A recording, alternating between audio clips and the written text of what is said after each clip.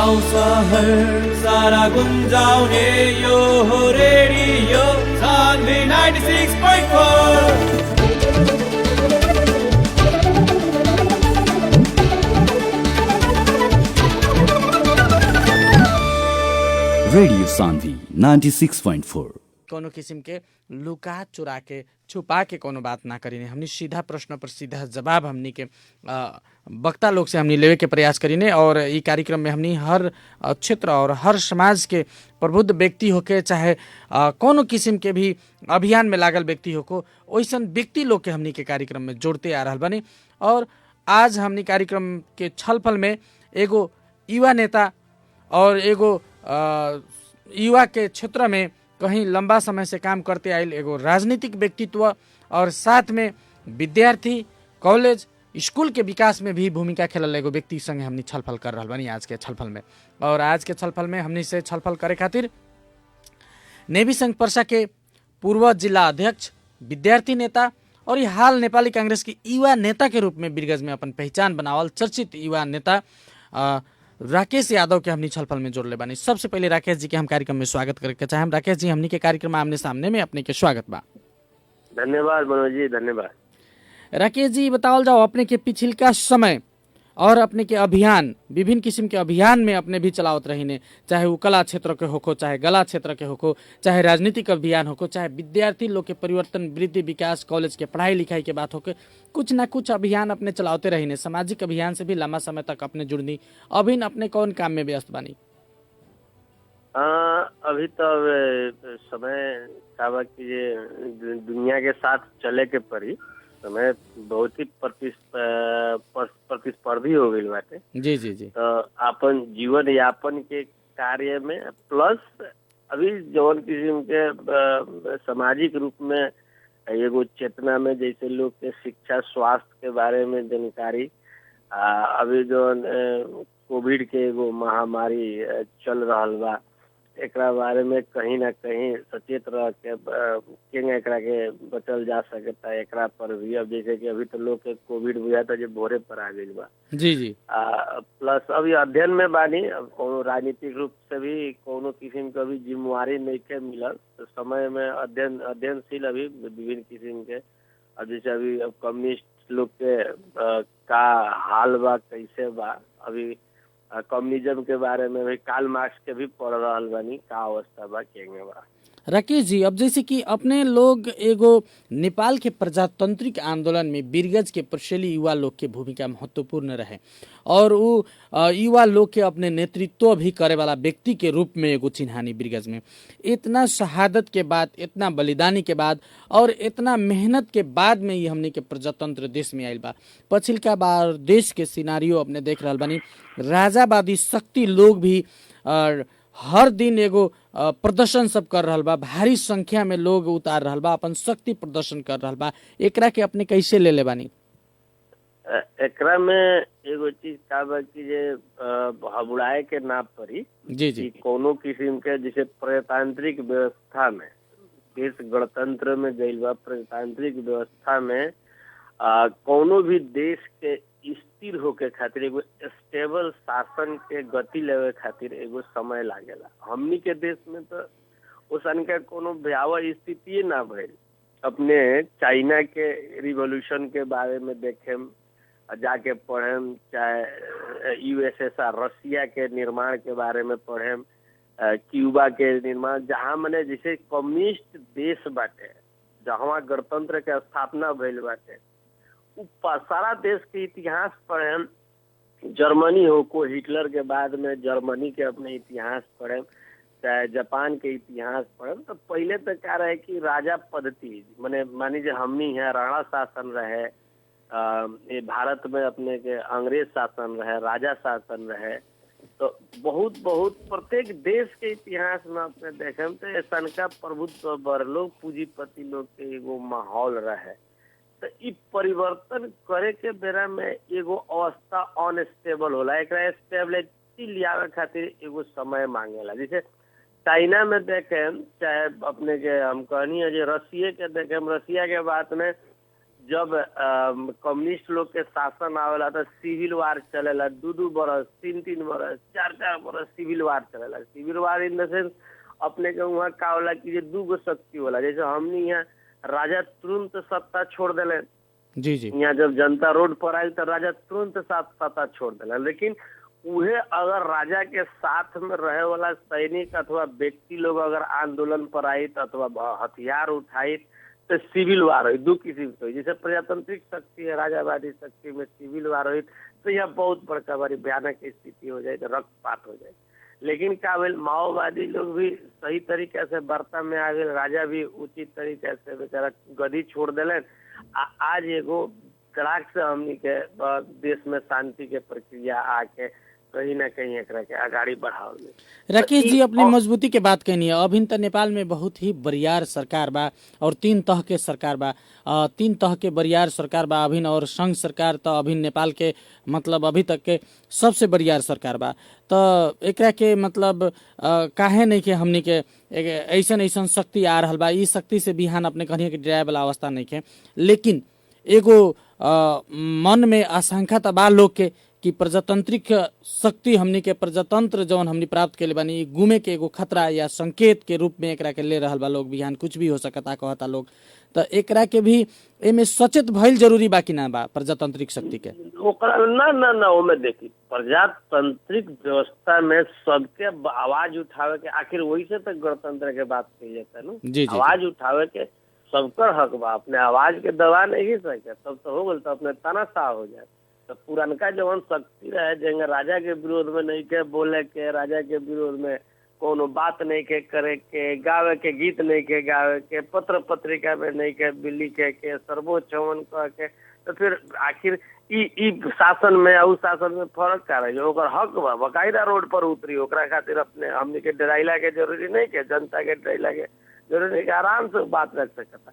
रह गई कि अभी हमनी के यहाँ का ब्रिटेन में जब राज्य व्यवस्था के खत्म गई तो 200 बरस पहले लोग वहाँ राजा के माने वाला छुटरू फुटरू लोग रोड पर निकल के आंदोलन करे लगे कि राजा आओ देश बचाओ। वो ब्रिटेनों में रहेगी राजा के शासन पर तो होला कुछ तबका जौन बा ओकर प्यार रहेला, ममता रहेला उस परिवार से उ लोग करत ताटे, प्लस राजनीतिक रूप से अपने आप के भी बरियार। अब इस सारा के कारण का हुआ, ओकर कारण का है कि थ्रेट हुआ अपने जौन फिर कहतनी ओकरा के न कारण नहीं के जा सकत। लेकिन ई हुए कि जे ई व्यवस्था में अगर राजा के ई लोग जौन भी राजावादी लोग बा अथवा राजा के प्रिय लोग बा, ई लोग कौन जौन कांड करता आंदोलन करता, ऐसे का हो जाए कि राजा जेल भी जा सकता। काहे कि जे प्रजातांत्रिक व्यवस्था में अपने के कोनो भी देश के इतिहास देखें जहाँ से एगो तानाशाह के हटावलवा अथवा जैसन का गद्दी बाटे गद्दी पर से हटावलवा ओकरा के की तो मृत्यु दंड देवलबा, की तो देश निकाला करलबा, की तो वो आदमी भाग गइल बा। लेकिन हमनी के देश में क्या मजा से हमनी के बकायदा एगो राज्य परिवार के ओकर जौन संपत्ति, जैसे ज्ञानेंद्र भी राज परिवार के आदमी होने उनकर संपत्ति के राष्ट्रीयकरण ना कइल गई। राजा वीरेंद्र जे प्रत्यक्ष राजा रहलन उनकर, हालांकि राजा ज्ञानेंद्र जे जौन गद्दी छोड़लन इनका भी नाम के जितना संपत्ति रहे वो सारा राष्ट्रीयकरण होकर के चाहिए। लेकिन हमनी के देश के जौन भी अगुआ लोग बा कितना अच्छा बा कि भाई चलो सिविल वार ना कर जाए, ज्यादा रक्तपात ना हो कह के समझ के वो लोग के भी राजा के भी व्यवस्थापन करल गई बा कि उनको के इज्जत के साथ राखल बा। लेकिन ई जो ले राजा के आज राजा अपने सुन ली कि हमने को तो पत्रिका में देखनी अब कितना तले सही बा कि गलत बा, बकायदा बोल रहा बड़न कि ई आंदोलन से हमर कोनो किस्म के संलग्नता नहीं के कह के वो बोल रहा बड़े। काहे वो जानता ना विश्व इतिहास में जे भी लोग बा मोनार्की अगर गइल बा जहाँ मोनार्की जाते ही मोनार्की के की तो मृत्यु दंड कइल बा, की तो जेल में डालल गइल बा, लेकिन ई स्वतंत्र रूप से इनका के घूमे के दियाइल बा। लेकिन एकरा पर दूसरका एगो पहलू देखें तो दूसरका पहलू में का बा कि जे देश के जे भी गणतांत्रिक व्यवस्था के अभी लोग गड़वान जे बा उ गड़वान अगर सही रास्ता से टायर के नहीं के हाकत, जौना खातिर जनता ई गड़वान लोग के जिम्मेवारी दिले बा टायर कीन के अथवा ओकरा के बना के कि भाई ई देश में हमनी गरीब बानी सन, शोषित बानी सन, काल के दिन में पूंजीपति लोग से दबावल बानी सन, अब समाजवाद के रूप में जौन किस्म के अपने लोग हमनी के सपना देखे नहीं, आज दुनिया समाजवाद के चल रहा बा, तो सामाजिक रूप से जौन किस्म के मौलिक हक के अधिकार, सामाजिक स्तर के विकास, स्वास्थ्य के विकास, इस सारा चीज के जब अपने ना ध्यान दे हम अपन घराइसी झगड़ा में जौन किस्म के आज कम्युनिस्ट लोग के घराइसी झगड़ा में देश अभी द्वंद्व में जाके फसल बाटे, केनहू नहीं के वो गति नहीं के पकड़ देश जाके रुक गइल बा।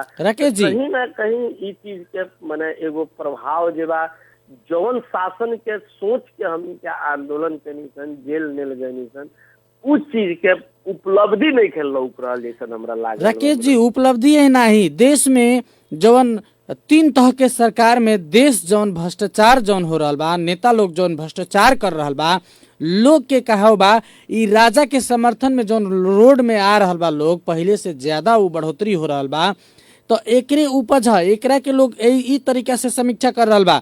देश में अत्याचार, भ्रष्टाचार, हिंसा, बलात्कार के घटना पिछिलका बार बढ़ रहा बा और एमे प्रजातांत्रिक शक्ति नेपाली कांग्रेस, नेकपा लगायत के देश के भागडोर संभाले वाला नेपाली कांग्रेस भी एगो प्रतिपक्ष में रहल बा और प्रतिपक्ष के भी एगो भूमिका मजबूत होके के चाही, सब लोग फेल हो रहा बा और ई कारण से ऐसा गतिविधि सब देश में हो रहा बा कह के समीक्षा बा लोग के, राजनीतिक विश्लेषक लोग के। तो जहाँ तक राजनीतिक विश्लेषक लोग के हमनी भी स्वतंत्र रूप से हम पार्टी के झंडा छोड़ के स्वतंत्र रूप से सोची तो अपने के बात में 100% समर्थन हम जनाए, कोनो बात नहीं के।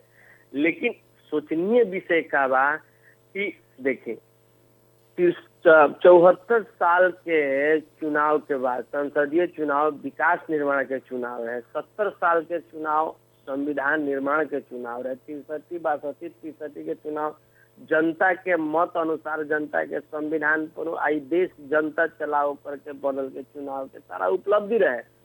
अब अपने जौन हिसाब कहनी है कि आज के 74 साल के चुनाव के बाद में देश विकास के ओर जाओ। अब देखिए नेपाली कांग्रेस के प्रतिपक्षी भूमिका ऐसन का जाके अवस्था में जाके उड़ लाग गइल बाटे, जाके एकर हर जौन जाके ना एगो केनहू जाके ऊंच में फंस जाला ओसन का हो गइल बा। जी जी। अब जनता 2/3 के मत दिले बाटे कम्युनिस्ट लोग के, जे भाई ई लोग अच्छा तो विकास कुछ होके जनता उग्र राष्ट्रवाद के चक्कर में फंस गई लोग है, केपी ओली के भाषण के लबरई में फंस गई लोग है, वो कुछ होके। लेकिन आज 2/3 के मत अपने दिले बानी तो ओकरा के सम्मान भी कईल तो जरूरी बानू जी।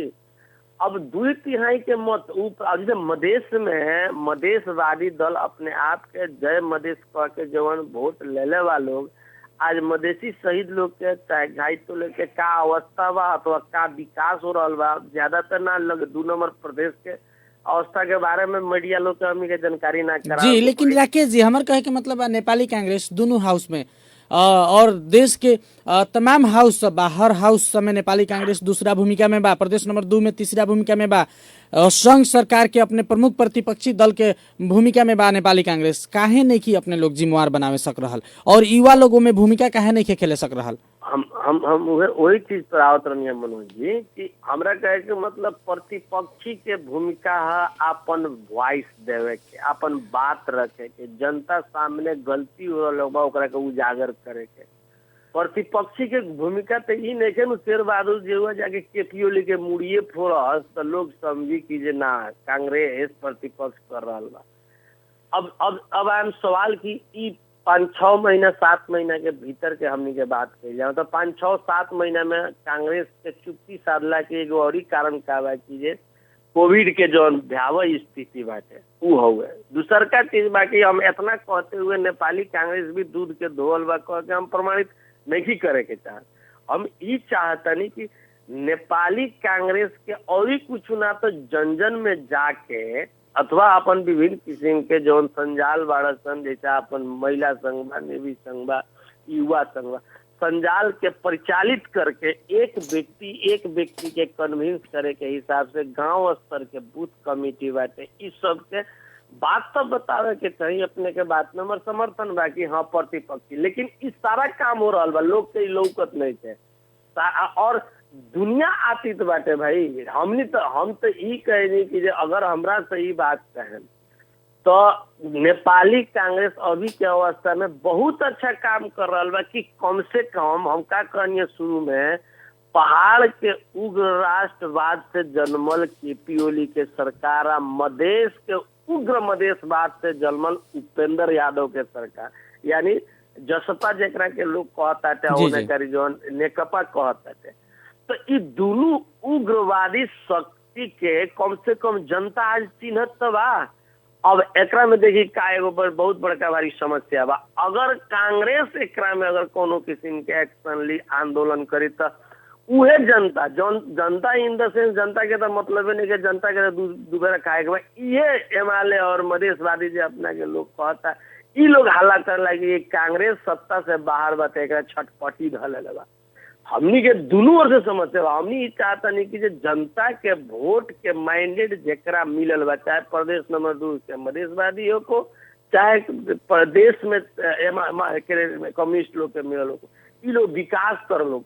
दूसर का चीज अपने का समझ लो पड़ल मनोज जी कि दुनिया के कोनो बेरा कम्युनिस्ट शासन के जब हल्ला चले, मार्क्स जब मार्क्सवाद के सिद्धांत के प्रतिपादन कैलन, चाहे लेनिनवाद के चाहे माओवाद के सिद्धांत जब आये, ई लोग के टेन्योर में दुनिया के आधा देश में कम्युनिस्ट शासन लागू रहे। लेकिन लोग जब समझलक कि कम्युनिस्ट शासन कहे वाला चीज एगो तानाशाह के भी उस्ताद बा कह के आज 5 गो देश में गिनल चुनल देश में अपने के मात्र कम्युनिस्ट शासन रह गए, जैसे क्यूबा बाटे, चाहे चाइना बाटे, चाहे अपने के का बाकी रसिया ऐसा देश।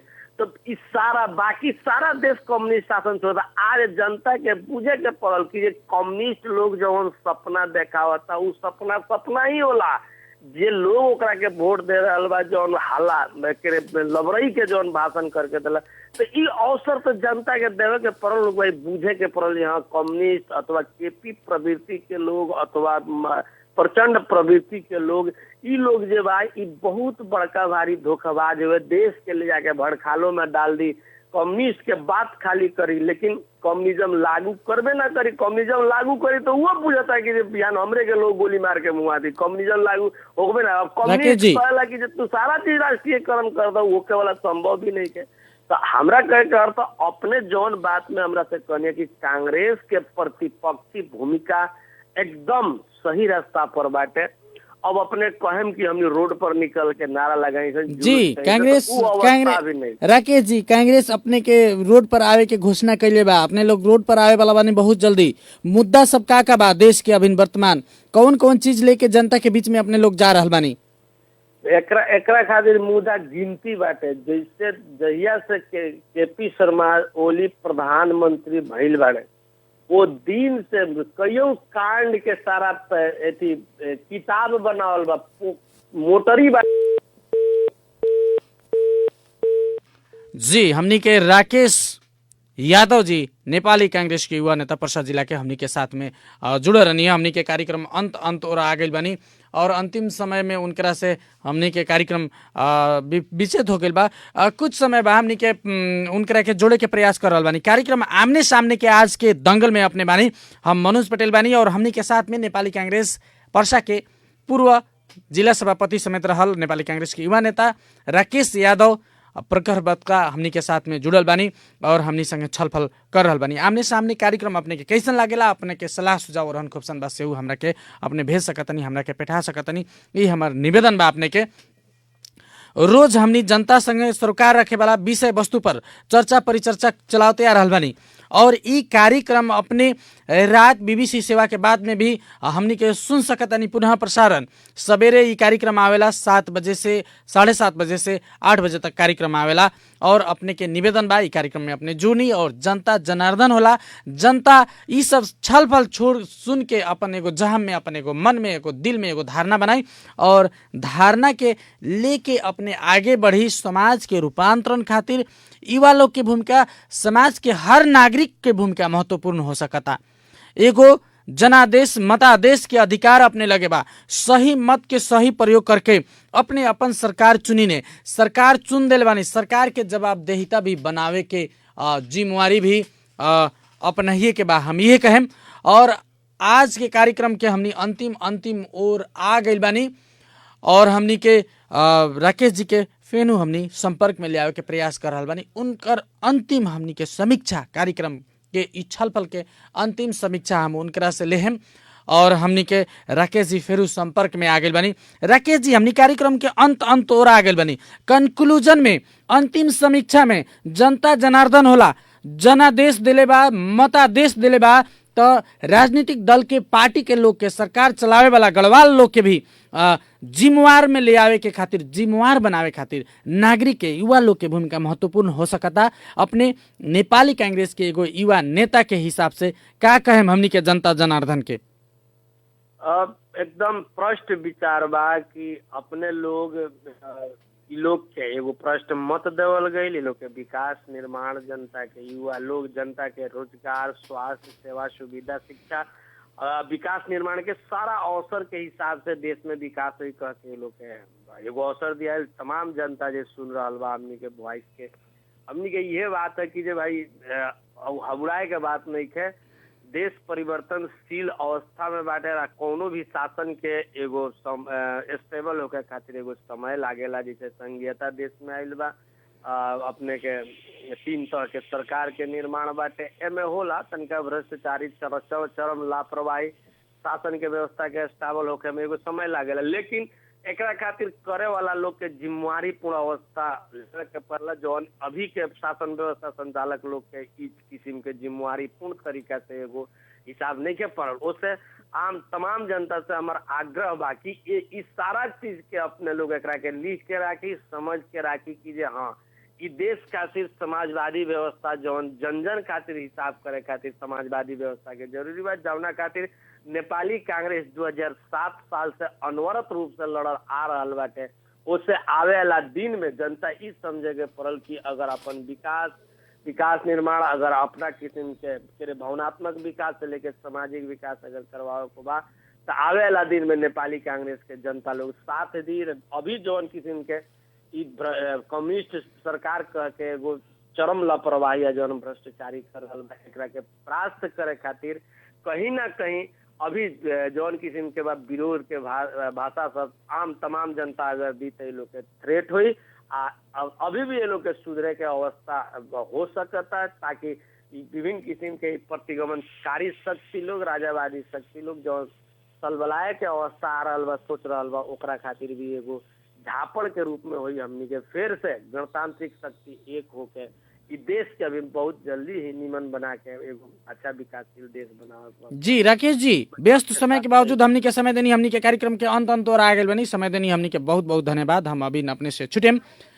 धन्यवाद मनोज जी। और तमाम हमनी के भोजपुरिया श्रोता लोग के, जनता जनार्दन लोग के, रेडियो सुन रहल, रेडियो सानवी सुन रहल तमाम श्रोता लोग के हमारी यह निवेदन बा, जनता जनार्दन होला और जवाबदेहिता बनावे के जिम्मेवारी भी अपने के बा। इससे अपने के मत के सही प्रयोग होके के चाहिए, अपने के मत के सही मूल्यांकन होके के चाहिए और सही दिशा में काम होके के चाहिए। जिम्मेवार बनाई, नेता लोग के आगे बढ़ी। और इतने कहत आज के कार्यक्रम सुन देनी है, बहुत बहुत धन्यवाद। अगला कार्यक्रम में हमारे फिर अपने से भेंट घाट हुई। आज के खातिर हम मनोज पटेल विदा चाहें। नमस्कार, प्रणाम। गाउँ शहर सारा गुन्जाउने यो हो रेडियो सान्वी 96.4। अरे